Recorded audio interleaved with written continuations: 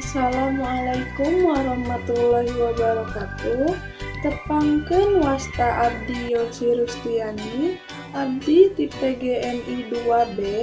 Abdi di dieu bade meraktekeun paguneman anu judulna midamel PR Bahasa Sunda sasarengan. Paguneman ieu diperankeun ku dua tokoh nyaeta Siti sareng Elsa.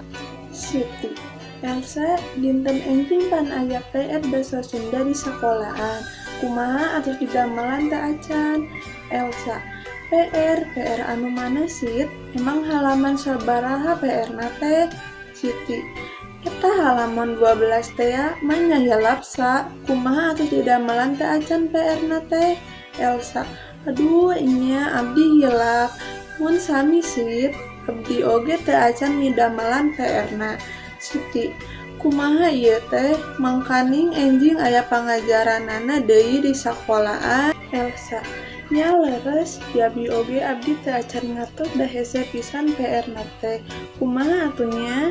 Siti, kieu we atuh, engkin siang saatos di sakola, urang midamel PR eta sasarengan di bumi abdi. Kumaha sa? Elsa, lah hayu, tapi engkin rada sontenan wae nya, abdi aya kaperyogian saurna kedah beberes di bumi heula. Sareng emam ganti acuk heula pangintennya. Siti, nya atuh mun kitu mah kumaha lamun tabuh 2:30 ngadamel PR-na tiasa teu?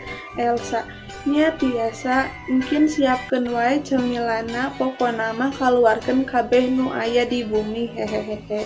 Siti, hehe tiasa wae mun mangga.